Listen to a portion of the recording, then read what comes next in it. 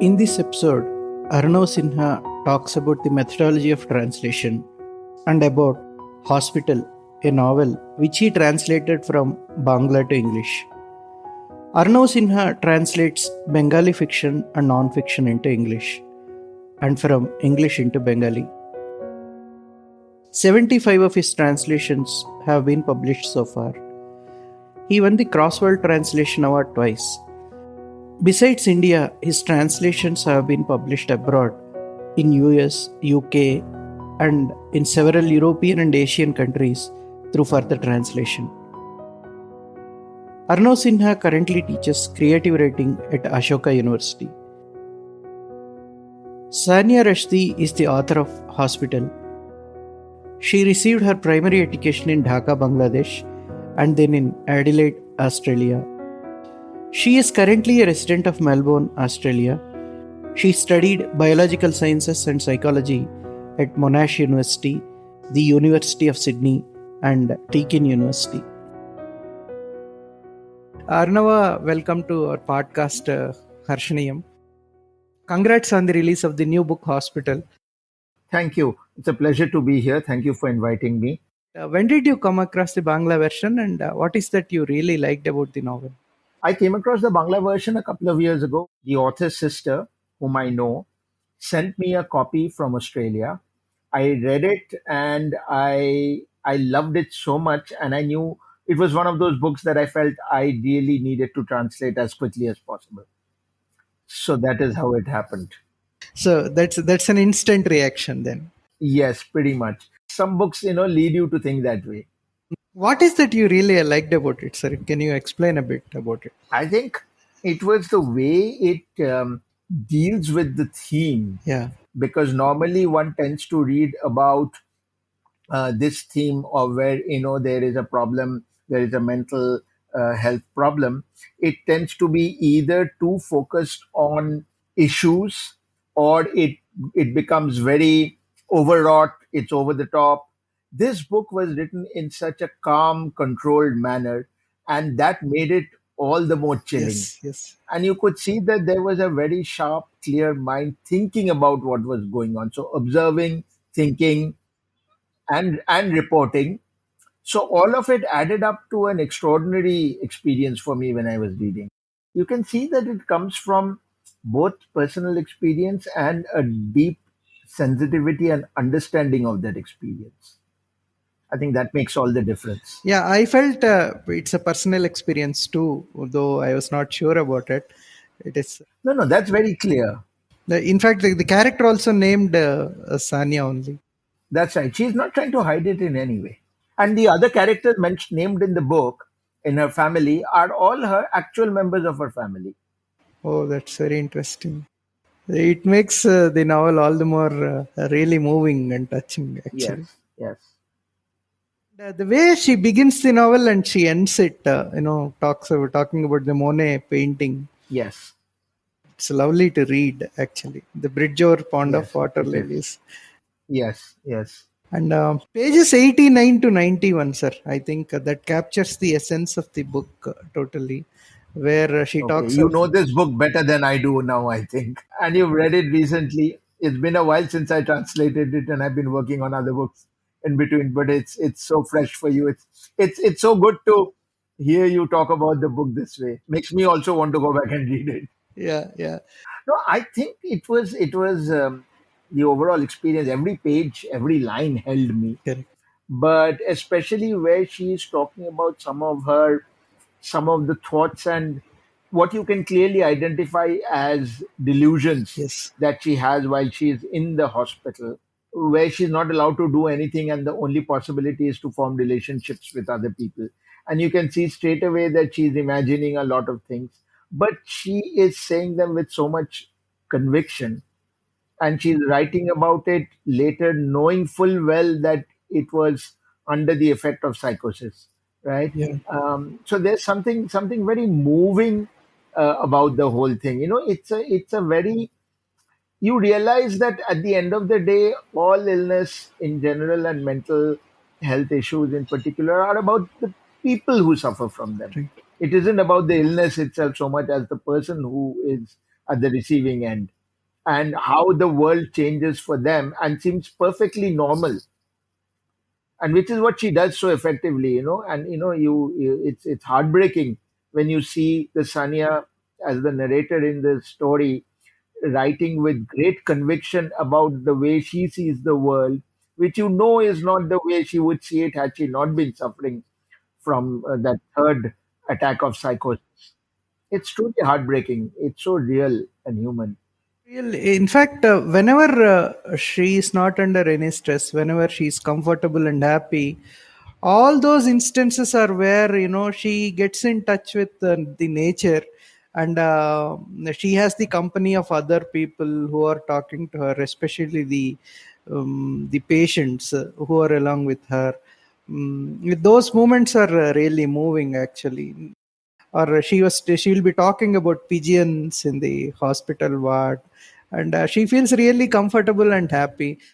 So beautifully translated. Sometimes I thought the translator has taken over the text. No, no, no. It's very much the text the way it is in the Bangla, and the translator is just taking the text into another language, but that's all. Now I'll come to, I think your first book was Manishankar Mukherjee's Chaurangi in 2007. How did this first translated work come about? It actually happened many years ago. I used to work for a city magazine in Calcutta, which we had started ourselves after graduating from college. And we used to publish one short story in translation every month. So in our very first issue, I translated a short story of Shankar. Shankar is the name he uses, Mani Shankar Mukherjee. And a couple of years after that, he requested me to translate Chorangi for a French publisher who was considering publishing it in French but wanted to read it in English first. So that was how I translated it. And then I gave him the translation printed out on an old dot matrix printer. And then I left Calcutta soon after that. And I moved to Delhi with a new job. And Chorongi was eventually published 14 years later. When Penguin wanted to publish the book, the editor had read it in Bangla, wanted to publish it in translation, spoke to the author, who said there is already a translation, and gave it to the editor, and that was how it all happened. How was the response, sir? The response was phenomenal, really. I think it is one of my most sold translations, if not the most sold, which it may well be. And because it came at a time when there were not too many translations out there, and in general, English language publishing was just beginning to flower in India. It was growing in a big way in the first decade of the 2000s of the 21st century. And because it is a story that is so accessible to everyone, it really did very well, and I had responses from all over, Okay. many reviews, and then it got picked up in the UK and in France and in Spain and in China, and yeah, so on. 2007 your first book got published, Yes, translation got yes. published, and in those interim period of 14 years, you said after translating Chaurangi, have you translated any book? No, no, I didn't do any translations in that period. But after no, but after Chorongi came out, the publisher asked me to translate another of his novels. And meanwhile, I was talking to the editor at another company, and we came up with thought of translating another book as well, which is called My Kind of Girl. Okay. So as a result, my first three books were Chorongi, then My Kind of Girl by Buddhadev Bose, and then again The Middleman by Shankar. And as they say, three is a trend.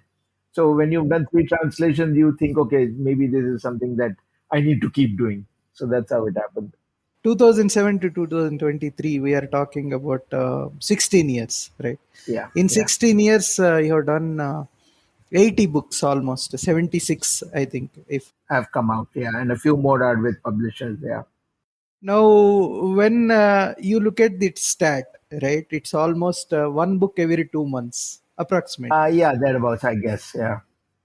Most of them are quite popular and successful, quite successful. I wouldn't say most of them are, but some of them are, let's say.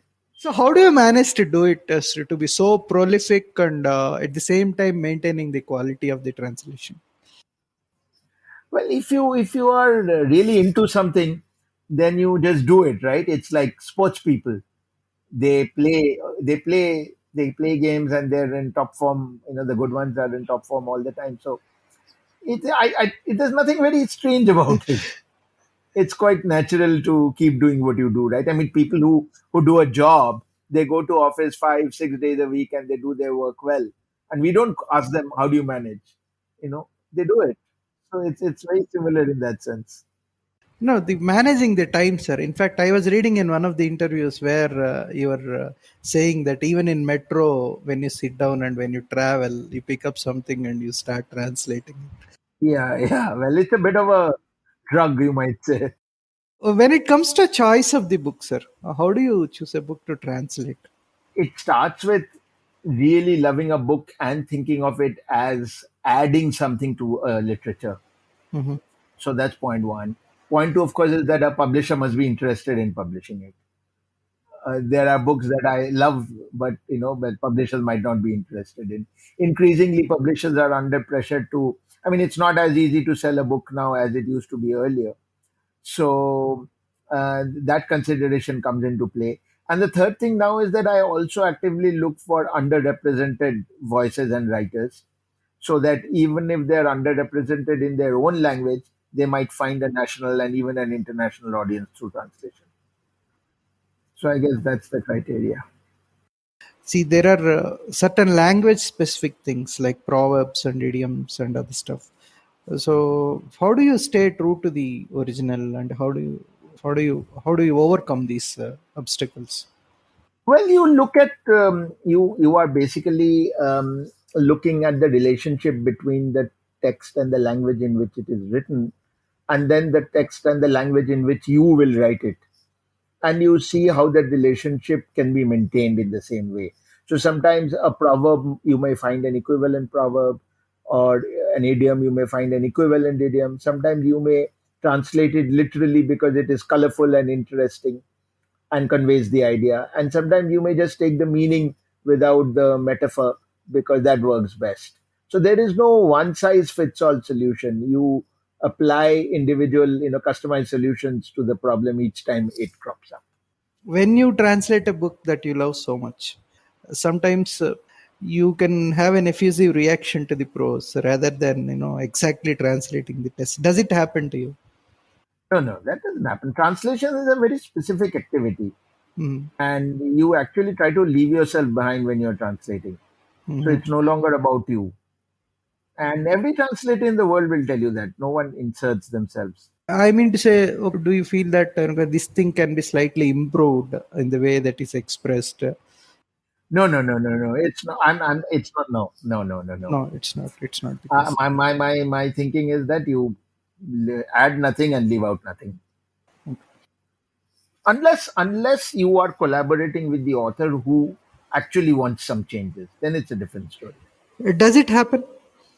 Once in a while, yes. Sometimes a book is very long and the author may feel that maybe it can be shorter in translation. So then you sit together and decide what to keep and what not. But that's rare. It's not a regular phenomenon. I have come across this translation Harbar. Yes, In fact, I was surprised to read that there were three translations, English translations of the same book. that's right. That's right. And I think even before you started translating, there were other Yeah, there was versions another one. Yeah, there was another one, and there was another one after that as well. after Yeah, that. So, why did you choose to do that? it was the same reason. I loved the book, and I thought that, and the first translation wasn't easily available anymore. So, you read the first translation and the other translation too? I didn't read the first translation. I read the newer one that came out after mine, and I think it is better than my translation. Although I think it would not have existed had my translation not been there. In the sense that it takes more risks and it pulls them off. Oh, so nice of you to say that. What specifically was improved, sir? I think there's more. The translator takes more risks with language, Okay. does more wordplay, Mm-hmm. Mm-hmm. and which is successful in that case. Sometimes it works, sometimes it doesn't. In this case, it works. Have you ever faced any ethical or moral dilemmas while translating a text?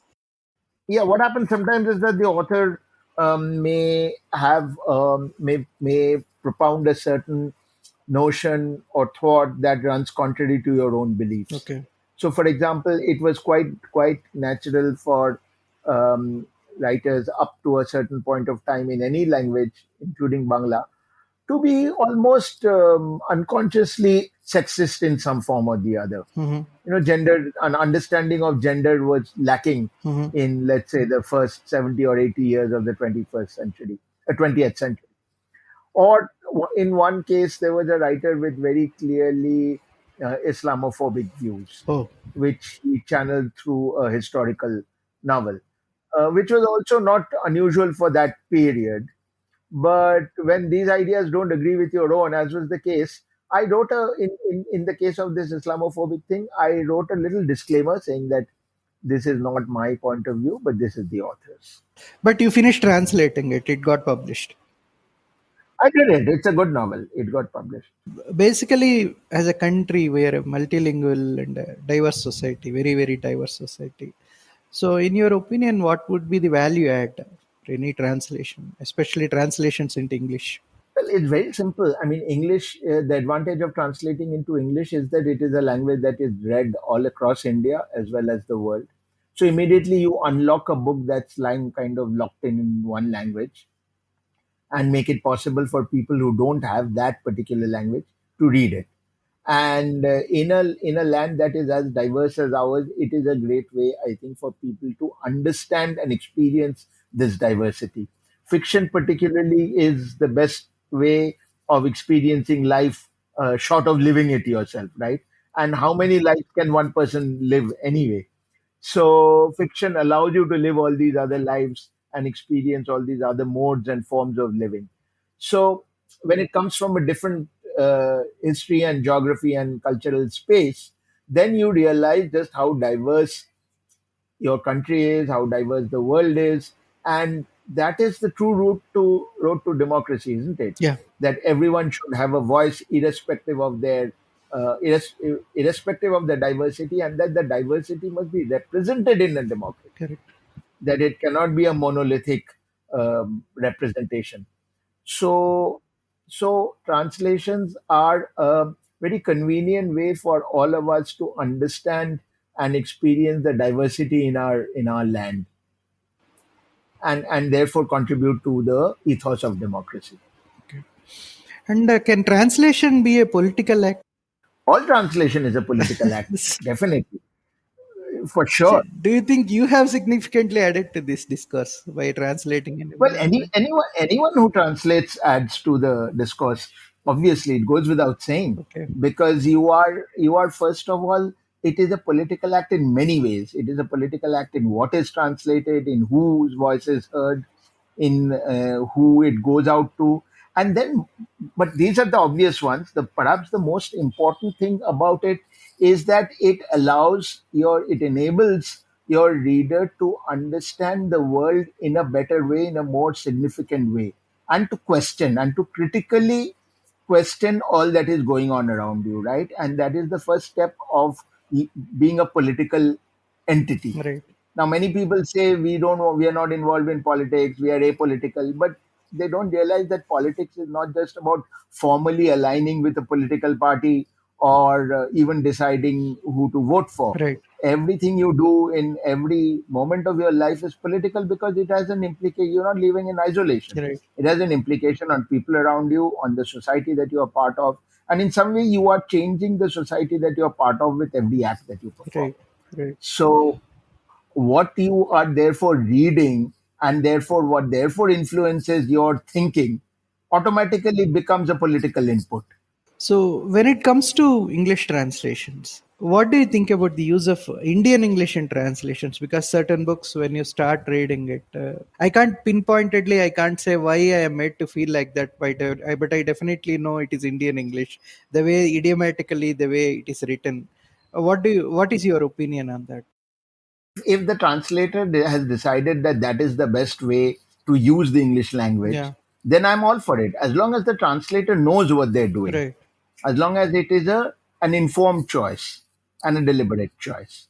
Yeah. Yeah. And I am not hung up on English being used only in the way it is used in, let's say, the Western Hemisphere. Yeah. Yeah. If you look around the world, you'll already find that English has its own version in India, in the Southeast, in Africa, in not Africa, but the African countries that use English. And they also vary one from the other. I mean, the English you'll hear in Nigeria is not the English you'll hear in, let's say, Zimbabwe. Right. Then there's English that is used in the Caribbean countries. So there are many flavors of English, and indeed, if today you go to the UK or the US and listen to people talk, you will find them. Sometimes even the English will be incomprehensible to you. I was on a jury recently of an international literary prize, and one of my jury members was telling me that their son, who this jury member lives in London, and he was telling me that his son speaks in a language in school with his classmates which he does not understand at all, although it is English. And so he says that my son speaks to his parents in a language that is different from the one he uses in school. So there is no one kind of English, and what we call Indian English is one more flavor. So I'm all for its use, provided the translator feels that it is the best solution and has taken a considered decision. But do you think using Indian English will it restrict its market to India alone? No, why should it do that? We happily read books that come out of the African countries and the Caribbean countries, and even books out of different parts of America and the UK, which all conform to the same kind of English at all. So it's not a problem. And look at what Salman Rushdie did. I mean, his English in Midnight Children was certainly not the English that British readers were used to, and but they took to the book. They loved it. It won the Booker of Bookers, remember? So I don't think that's a consideration at all. And indeed, if you are reading a literature in translation, then I think as a reader you would like it if it was different from the kind of book you read that is written in English to begin with, Okay. right? Because you don't want to confuse it with something that is written in your Right. backyard. When you look at the field of translation from Indian language to English, you have been doing it successfully over the last 2 decades or so. So, how did it evolve over the years? Well, it's evolved in the sense that I think initially there was an explosion of translated literature, especially the classics Yeah. and modern literatures, because people who were publishing in English were hungry for books, and there Okay. weren't really enough writers writing in English, especially fiction, to be able to provide them with sufficient number of books. And besides these, all these literatures of India already had books that were tried and tested. They had already been both critically and popularly and acclaimed both critically and in on popular parameters. Right.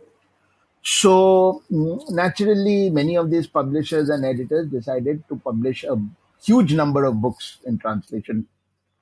Then gradually, I think the nature of publishing shifted, because the nature of reading shifted in India, right? As elsewhere in the world, people started moving away from books for fiction because their fiction needs began to be met first by television and then by OTT streaming platforms.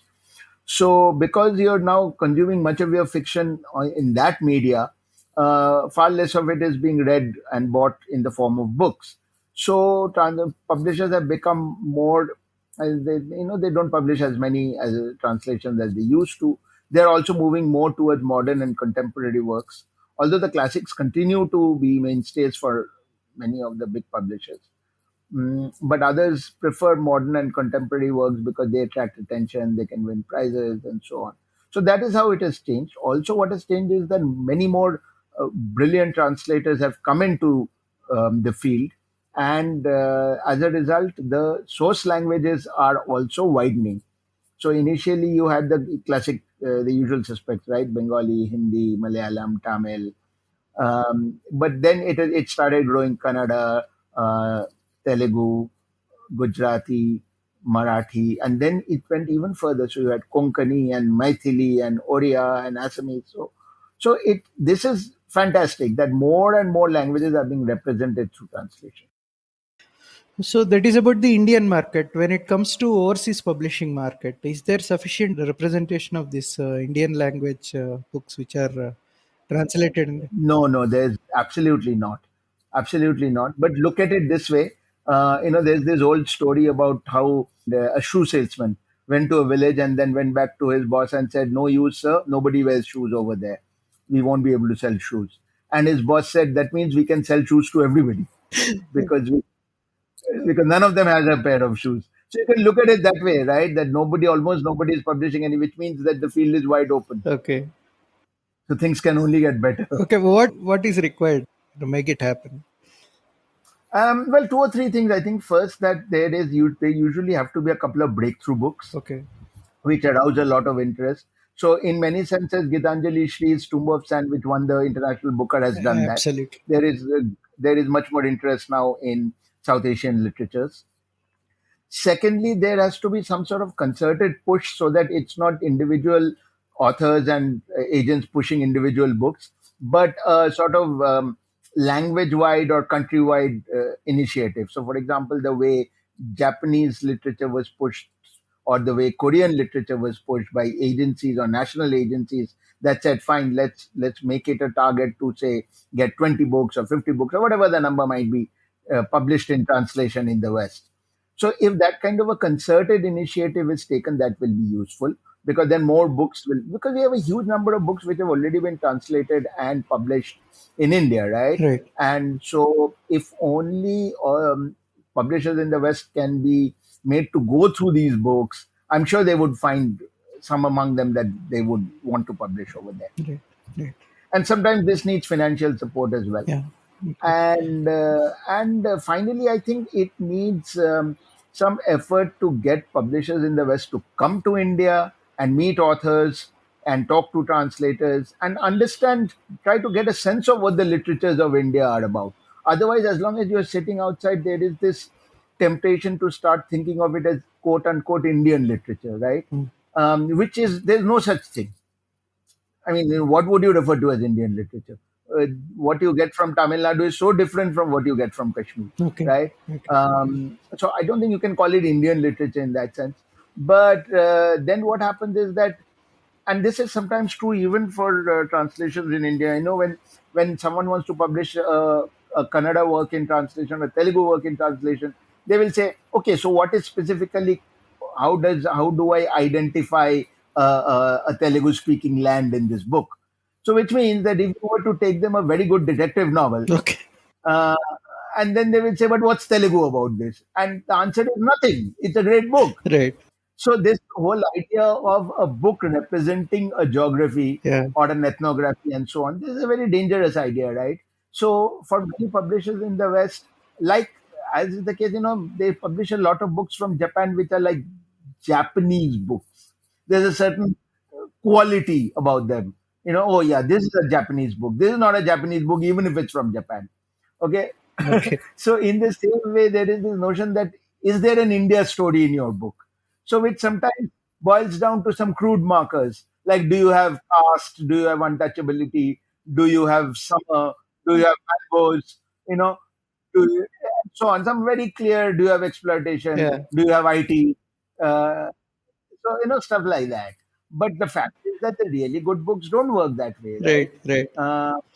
And least of all do books written in the literatures of India, non-English literatures of India work that way because they're not trying to make a point. They're not ethnographic literature. They're not propaganda. They're not trying to push through messages. They're just doing what good books do, which is talk about the world and talk about people. Yeah. So it is necessary for publishers to understand what the literatures of India are and not just think of them as an India story.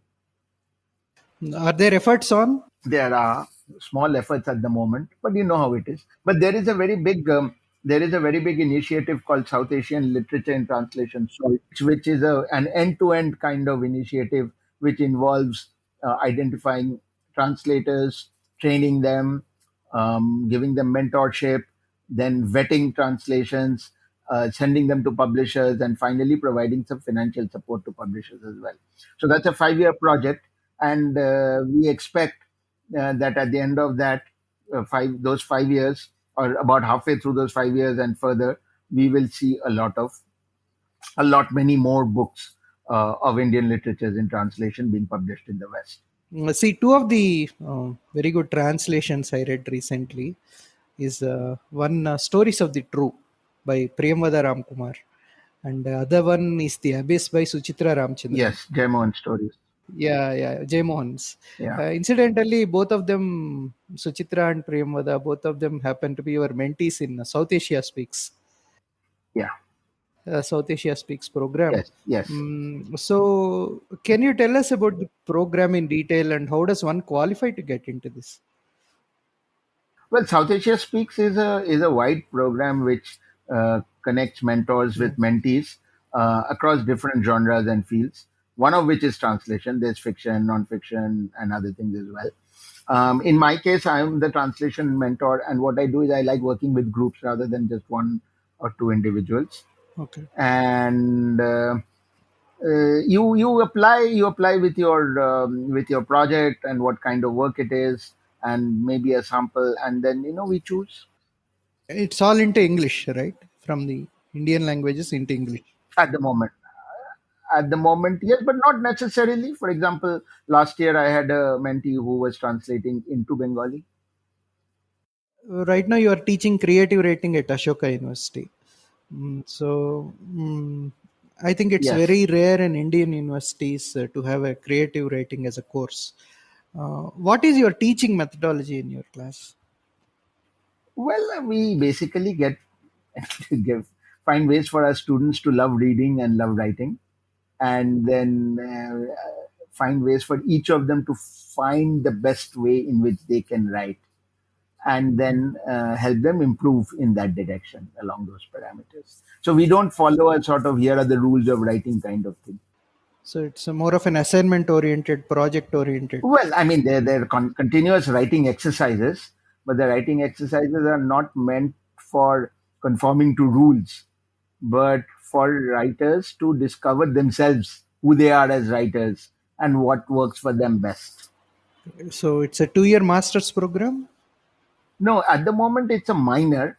It's not a master's program, which involves taking 6 courses. Maybe a master's program will come up in the future, but it's not there yet. Now that we have come to teaching and mentoring, what is the required skill set for a translator, and how different it is from skill set required for a writer? Well, many of the skills are similar in the sense that you are still writing. A Right. translator is also writing. Of course, you have to be biliterate at least. You must know both the languages very well, language from the which you're translating Right. and the language into which you're translating. And you must be able to put yourself away. That's the big difference. A writer will, it'll be their book, but a translator is not writing their book. The translator is writing the book that's been written already. Right. uh, so I guess that's the big difference, Mhm. which means you put yourself away as a writer and you try to do what the text is doing in a different language. You have to read very, very deeply. I think being a translator means that you have to be a really deep and close reader. You have to read with your eyes, your ears, Mhm. with everything. In fact, I call it full bodied reading Mhm. because you have to recreate an entire experience, right? Of course, that usually comes from working closely with the text. Um, so, yeah, I mean, these are the skills. You have to have a good ear. You have to, like any other writer, you have to listen to how people talk Yeah. in the language that you are translating into. And you have to practice a lot. You have to Right. practice a lot because you're not writing in one style. So you have to really practice to be versatile. And finally, what are your upcoming projects and books that you are currently working on? One I knew from your Twitter feed, that is Great Indian Stories Ever Told by Alep Publishing. Yeah, Okay. that's just I mean, I'm just the editor there. Nothing translated. Among the books that are coming up, there are there's a novel by Mahashweta Devi called The Murderer's Mother. There's a work of nonfiction by a lady named Sushmita Bandopadhyay, who went to Afghanistan. She married an Afghan national in Calcutta and went to Afghanistan, and she was subsequently killed there. And so there's a work of hers, a sort of autobiographical work called The Taliban and I. So these two are coming out. Then there's a very large, long novel from Bangladesh called Phantoms of August, which will come out sometime next year. There's the Penguin Book of Bengali Short Stories, which is being published by Penguin Books in the UK. So I've edited and translated most of those stories. There's a Bengali book, translation of Shrikant Verma's poems in a book called Magad, which I've translated into Bangla. So that should be coming out. So these are the workbooks that are currently with publishers. And then I'm working on a bunch of other translations as well, which will also find their way to publishers over the remaining months of the year. And this Mahashweta Devi's book, when is it coming out? It should be out, I think, around October or November, thereabouts. Thank you, sir. Thank you for your time, and thank you for coming over to our podcast and talking about translations. Thank you for having me on your show. I hope you hit the century very soon, in the next few months. Thank you. Have a great day. Thank you. Thank you. You too. Bye. Bye.